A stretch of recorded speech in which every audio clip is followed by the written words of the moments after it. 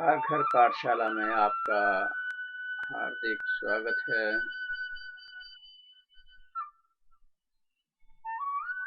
जो कि हिमाचल प्रदेश शिक्षा विभाग की एक अनूठी पहल है। विषय है अर्थशास्त्र और अर्थशास्त्र में 10वीं कक्षा।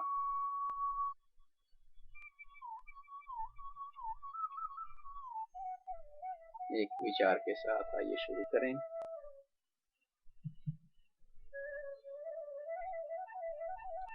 लेखन, राइटिंग जिसको हम कहते हैं, लेखन एक विद्यार्थी का पहला प्रभाव होता है और यह निश्चित रूप से प्रभावशाली होना ही चाहिए, और प्रभावशाली हो भी क्यों ना। हमारा लेख, हमारी राइटिंग, हमारा लिखना सुंदर हो, ये विचार के साथ, क्योंकि कहते हैं first impression is the last impression. और ये जो राइटिंग है हमारा is the first impression of a student and it must be impressive. इसको आइए, आजकल जैसे हम कोरोना के समय में घर में बैठे हैं, तो कुछ समय राइटिंग के लिए भी निकालें। सुंदर सुंदर लेख के साथ जो होमवर्क, गृह कार्य हमें आता है, उसको हम अपने अपने प्राध्यापकों को भेजें। इसके साथ आइए आगे बढ़ें।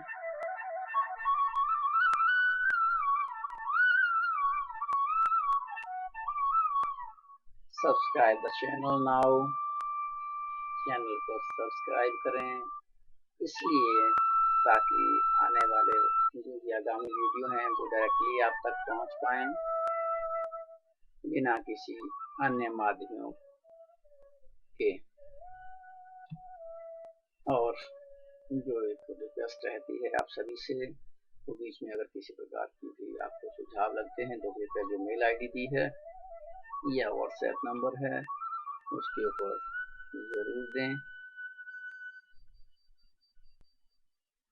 10वीं कक्षा के लिए 7वां चैप्टर हमारा रहेगा आज आवृत्ति चित्र, जिसमें हम जानेंगे आयत चित्र, बहुभुज तथा तोरण वक्र, जिसे ओजाइव के नाम से भी जाना जाता है।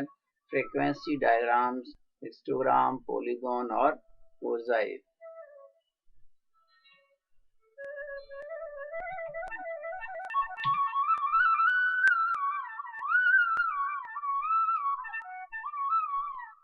इसमें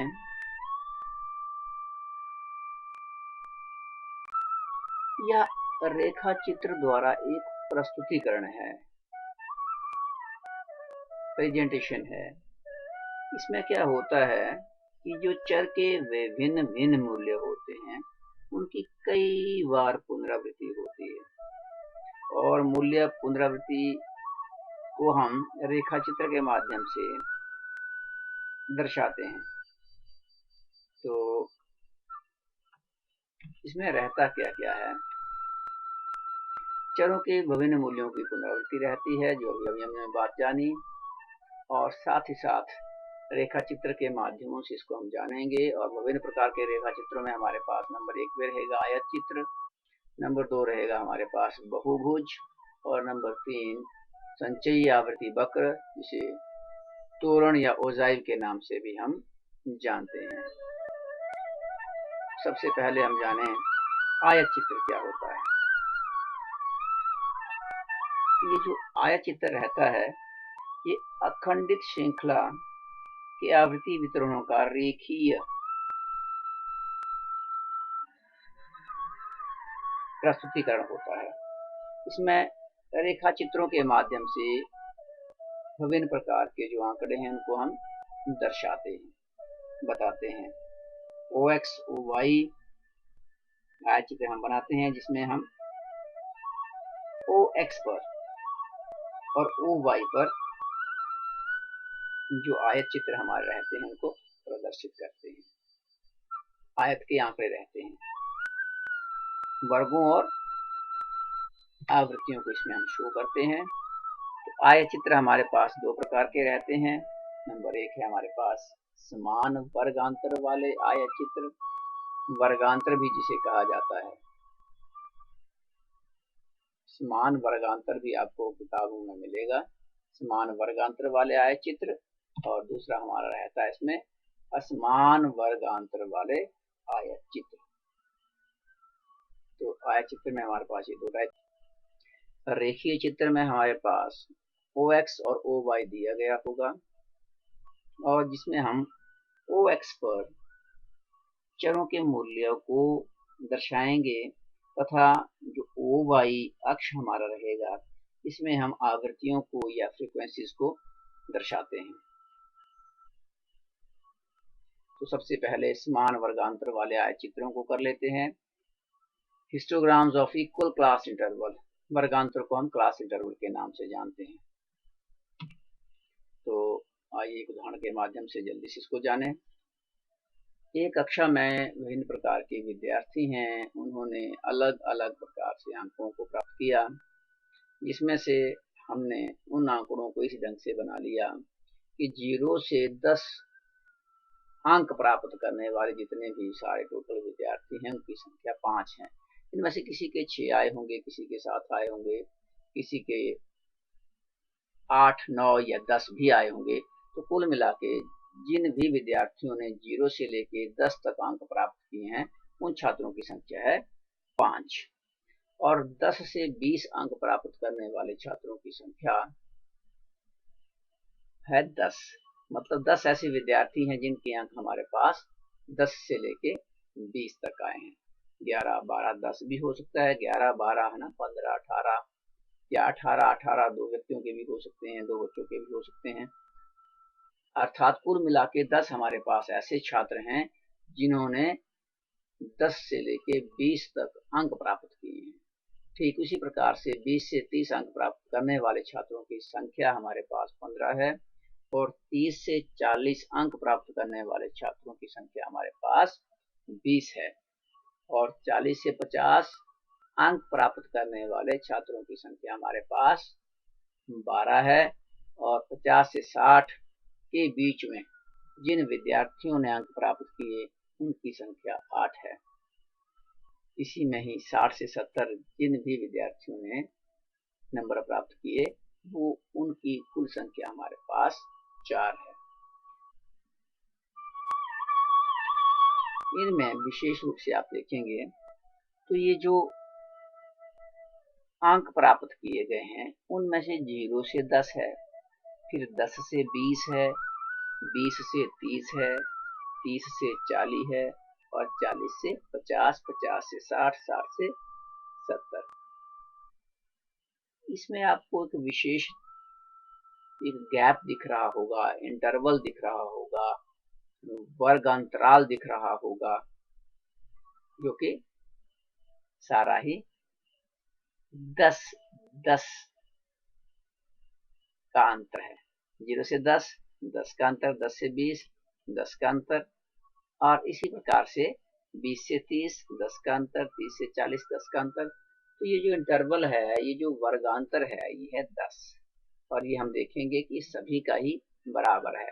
इसमें भी 10 है, 0 से 10, 10 से 20 भी 10 वर्गांतर है, 20 से 30 भी वर्गांतर 10 है। वर्गांतर को निकालने के लिए ये जो वर्ग की ऊपरी सीमा है इसको निचली सीमा से माइनस किया जाता है, तो हमारे पास वो क्लास इंटरवल निकल के आ जाता है। जैसे 10 minus 0 10, 20 minus 10 10, 30 minus 20 10, 40 minus 30 10, 50 minus 40 10, और इसी प्रकार से आप देखेंगे 70 माइनस 60 10।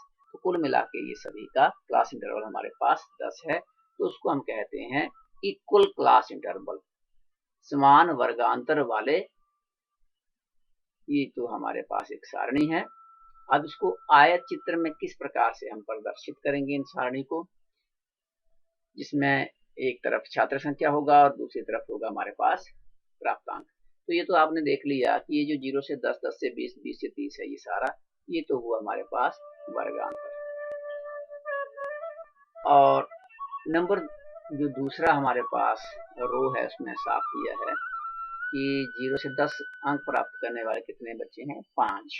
तो 5 बच्चों ने 0 से 10 तक अंक प्राप्त किए हैं, तो ये हमारा फ्रीक्वेंसी कहलाएगा, आवृत्ति कहलाएगा।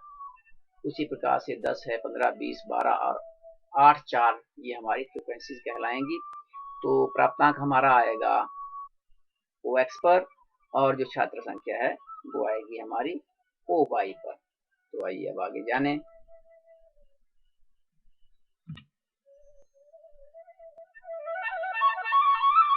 इसको एक आयत चित्र के माध्यम से हम प्रदर्शित कर रहे हैं हम। तो अलग अलग अंक प्राप्त करने वाले विद्यार्थियों की संख्या को histogram of equal class interval, इसमें हमने अभी जो बात की थी कि जो हमारे पास ये OX लाइन रहेगी और दूसरी हमारे पास ये OY लाइन रहेगी। इन दोनों ही लाइनों पर हम ये जो सारणी दी गई है इस सारणी को प्रदर्शित करेंगे, बताएंगे।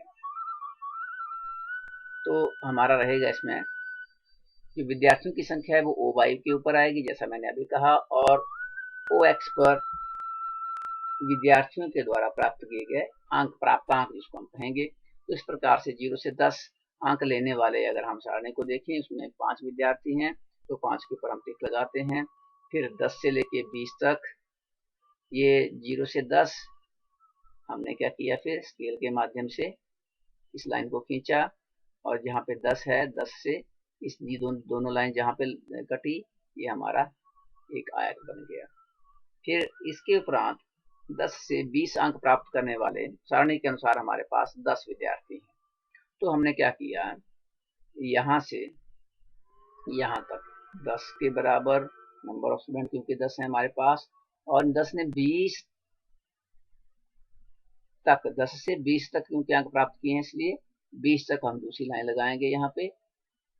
10 से 20 तक ये दो लाइनें हमारी, और ऊपर से इसको फिर यहाँ लाइन लगा देंगे स्केल के माध्यम से। इस प्रकार से 10 से 20 अंक प्राप्त करने वाले छात्रों की संख्या 10 हो जाएगी। ठीक ऐसे ही 20 से 30 अंक प्राप्त करने वाले विद्यार्थियों की संख्या हमारे पास क्योंकि 15 है, इसलिए इन दोनों लाइनों को हम बिल्कुल स्केल के माध्यम से 15 के बराबर इस बिंदु तक और इस बिंदु तक नीचे को खींच देंगे।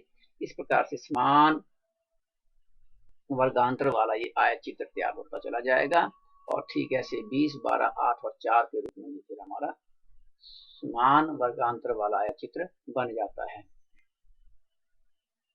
दूसरा हमारे पास रहेगा, अब इसी का जो दूसरा पार्ट है वो रहेगा असमान वर्गांतर वाला आयत चित्र। विभिन्न प्रकार की जो सारणियां रहती हैं हमारी, ये जरूरी नहीं है कि सब में ही वर्ग समान रहें, वर्गांतर समान रहें, इसमें असमान वर्ग भी रहते हैं। वो ये देखें सारणी के माध्यम से, जैसे वेतन है हमारे पास हजारों में है, 10 से 15 हजार के बीच में 7 मजदूरों को वेतन दिया जाता है, और 15 से 20 हजार के बीच में 10 मजदूरों को आय प्राप्त होती है। 20 से 25 हजार के बीच में हमारे पास 27 लोग हैं जो आय प्राप्त करते हैं। ऐसे ही 30 से 40, 40 से 60 और 60 से 80 हजार रुपए प्राप्त करने वाले हमारे पास 8 मजदूर हैं। अब अगर आप वर्गांतरों की तरफ ध्यान देंगे तो आप देखेंगे कि 10 से 15 5 वर्गांतर है, 15 से 20 भी 5 है, इसी प्रकार सब में 5 5 है। लेकिन जैसे आप 30 से 40 हजार वाले इंटरवल में जाएंगे तो इस वर्गांतर में आप देखेंगे कि 10 का फर्क है, और 40 से 60 में 20 वर्गांतर हमारे पास आता है, और 60 से 80 के बीच में 20 है। तो इसमें भी 20 वर्गांतर है, इसमें 20 है, इसमें 10 है, इनमें 5 5 है। तो इसका मतलब इनमें जो वर्गांतर है, जो क्लास इंटरवल है, वो विभिन्न प्रकार का अलग अलग है। तो इस प्रकार का जब हमारे पास समान वर्ग होगा, उसमें हमने आयत चित्र किस प्रकार से बनाना है उसको भी आइए हम जानते हैं कि कौन सी हमारे पास ये विधि रहेगी। इसमें हम क्या करते हैं, समायोजित तत्व निकाला जाता है। वो निकलता है हमारा क्लास इंटरवल से ही, जिसको हम अभी यहाँ पे हमने वेतन लिखा है जो कि हजारों में यहाँ पे प्रदर्शित कर रहा है। तो ये तो सारणी हमारी मजदूरों की संख्या तक बिल्कुल वैसे की वैसी ही है। हमने सीखना है यहाँ पे कि किस तरह से इसको एडजस्ट किया जाए, किस तरह से समायोजित किया जाए। तो क्लास इंटरवल जो कॉमन मिनिमम क्लास इंटरवल सभी में है, उससे हम जो क्लास इंटरवल रहता है प्रत्येक इस रो का, उसको हम भाग कर देते हैं, वो हमारे पास फिर समायोजित तत्व आ जाता है इसमें। उसका क्लास इंटरवल क्योंकि 5 है, इसमें भी 5 है, इसका भी 5 है, इसका 5 है, 10, 20 और 20। ये क्लास इंटरवल आप देखेंगे 5, 5, 5, 5, 10 और यहाँ 20 और 20। इसको जो कॉमन इनमें समायोजित हो सकता है, एडजस्ट हो सकता है, वो है हमारे पास फैक्टर 5। तो 5 से हम क्या करेंगे, क्लास इंटरवल को भाग कर देंगे, फिर जो निकल के आएगा हमारे पास वो हमारे पास समायोजित तत्व होगा। तो इस प्रकार जब इसको हम भाग कर देंगे तो 5 से 5 को भाग करेंगे 1, यहाँ पे भी 1, 1, 1 और 10 में से 5 को भाग करेंगे, 10 को 5 से भाग करेंगे तो 2 और 20 को 5 से भाग करेंगे तो 4। इस प्रकार से हमारे पास ये जो एडजस्टमेंट फैक्टर रहता है, समायोजित तत्व जिसको हमने कहा, वो निकल के आ जाएगा। अब इसमें हमने जो फ्रीक्वेंसी डेंसिटी है, ये जो फ्रीक्वेंसी ये 7, 10, इसकी डेंसिटी निकालनी है, घनत्व निकालना है, क्योंकि 5, 5 का इंटरवल हमारे पास शुरू में है। तो इस इंटरवल के ऊपर जो फ्रीक्वेंसी है वो क्या रहेगी, ये कैसे निकलेगा।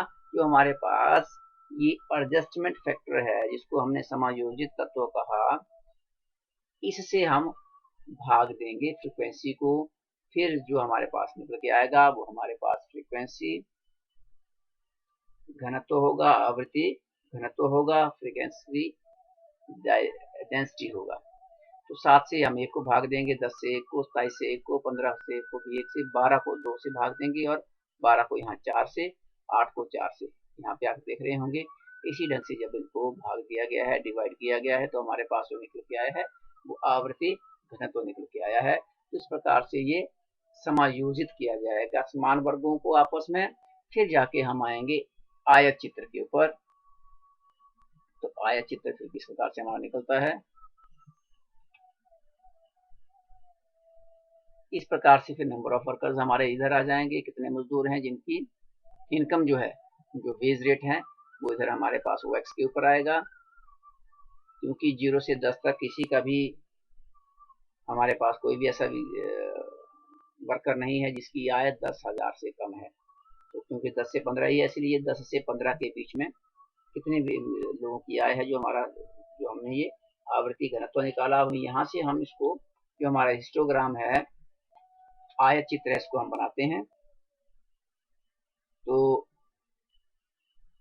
10 से 15 हमारे पास 7 मजदूर हैं जिनकी आय 10 से 15 है, और 15 से 20 हमारे पास 10 मजदूर हैं जिनकी आय 15 से 20 है, और 20 से 25 आय हमारे पास, क्योंकि क्लास इंटरवल सभी का 5-5 है तो स्वाभाविक है ये सभी आयत जो है वो बराबर बनेंगे। वही आयत छोटा और बड़ा बनेगा जिनका क्लास इंटरवल कम या ज्यादा है, क्योंकि मिनिमम जो क्लास इंटरवल है उससे हमने भाग कर लिया, इसलिए जो इससे कम हमारे पास, इससे जो आयत है इससे कम चौड़ा कोई भी नहीं बनेगा। हाँ, इससे अधिक ही बनेंगे। जैसे हमारे पास 30 से 40 हजार ये क्लास इंटरवल हमारे पास 10 का बन गया, तो ये हमारे पास ये जो आयत है ये अधिक चौड़ा बनेगा बाकियों की अपेक्षा। तो ये 6 लोग हैं जो यहाँ तक 30 से 40 हजार लेते हैं, और 40 हजार से 60 हजार लेने वाले एवरेज हमारे पास जो लोग हैं वो 3 हैं, और उसी प्रकार से 60 से 80 हजार प्राप्त करने वाले मजदूरों की संख्या में हमारे पास एवरेज 2 हमारे पास ये मजदूर हैं। तो इसी में ही हमारे पास फिर आवृत्ति बहुभुज में हमने आगे जानना है, अगला जो हमारा टॉपिक रहेगा इसमें हम क्या करते हैं, बहुभुज आप देख रहे होंगे कि जो आवृत्तियां हैं हमारे शब्दों को ही देखें, आवृत्ति बहुभुज, जो फ्रीक्वेंसीज हैं उनकी हमने बहुत सारी भुजाएं बनेंगी इसमें, जो एक शाब्दिक अर्थ निकल के आ रहा है सामने। इसमें क्या करते हैं, हम आयत चित्र बनने के बाद सबसे पहले हमने आयत चित्र बनाना है, उसके बाद क्या करते हैं, हम प्रत्येक आयत के ऊपरी मध्य बिंदुओं को ज्ञात किया जाता है। जो ऊपर के मध्य बिंदु होते हैं, आयत के मध्य बिंदु जो हमने आयतें बनाई उनके जो मिडल बिंदु होता है ऊपर वाले हिस्से का, उसको ज्ञात करना है। और फिर जो मध्य बिंदु हमारे पास निकल के आएगा उनको हमने क्या करना है, स्केल के माध्यम से, फुटे के माध्यम से हमने उनको मिलाना है और इस प्रकार से हमारी वो बहुभुज तैयार हो जाती है। आइए जाने इसको। ये हमारे पास समान वर्गांतर वाला चित्र था, ये सारणी थी और ये हमारे पास इसका चित्र था, आयत चित्र समान वर्गांतर वाला। इसी में ही हम देखेंगे कि बहुभुज कैसे निकल के आएगा। हमने कहा कि ये जो आयत है इनका जो ऊपरी हिस्सा रहता है हमारे पास, ये मध्य बिंदु, ये निकालना है हमने। तो ये कैसे निकलेगा, जब इसको हम, ये हमारे पास ये हमने निकाले मध्य बिंदु।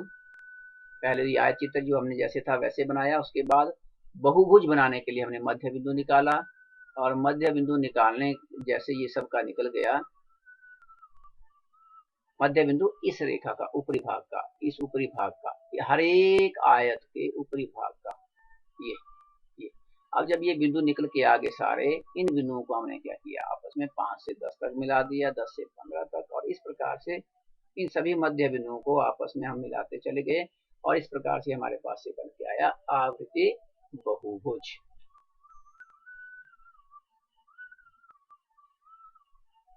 आयत चित्र के बिना भी हम आवृत्ति बहुभुज बना सकते हैं।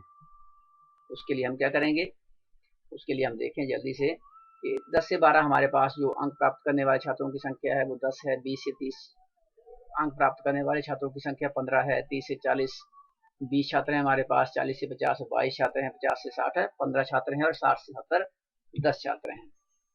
तो इसमें हमने सबसे पहले मध्य बिंदु निकालना होता है। मध्य बिंदु बहुत आसान होता है।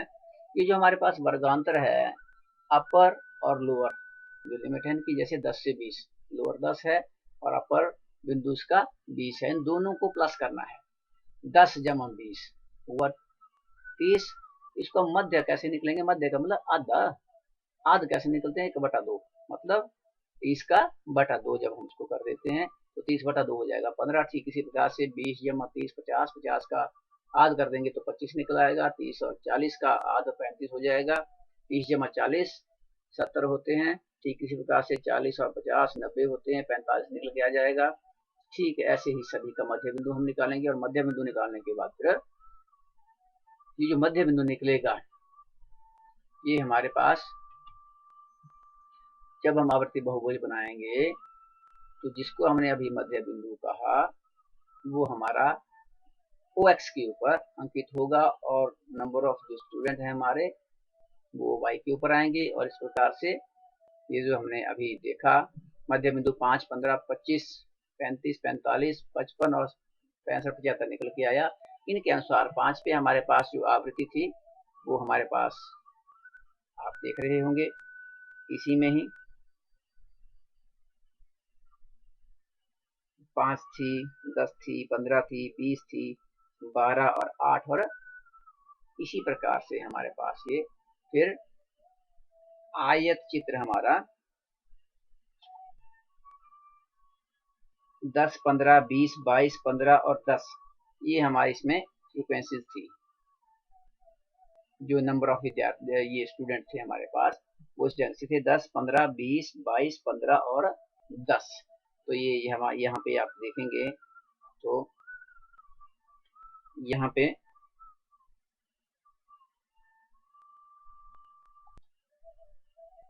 पाँच नंबर लेने वाले हमारे पास कोई विद्यार्थी नहीं है, तो 5 के नंबर पे हमारा 0 है। और 15 जो 15 अंक लेने वाले हमारे पास आप देखेंगे बिल्कुल 10 विद्यार्थी हैं। 25 अंक लेने वाले हमारे पास 15 विद्यार्थी हैं और 35 अंक लेने वाले हमारे पास 20 विद्यार्थी हैं। बिल्कुल देखिए आप 20 के बिल्कुल सामने आ रहा है ये। और ठीक इसी प्रकार से हमारे पास जो 45 अंक लेने वाले हैं वो सबसे अधिक विद्यार्थी हैं, जिनकी संख्या की बिल्कुल 25 से नीचे आ रहा है थोड़ा सा, तो ये 22 है। और इसी प्रकार से हमारा फिर ये हमने बिना आयत बनाए हुए अपना बहुभुज तैयार कर लिया।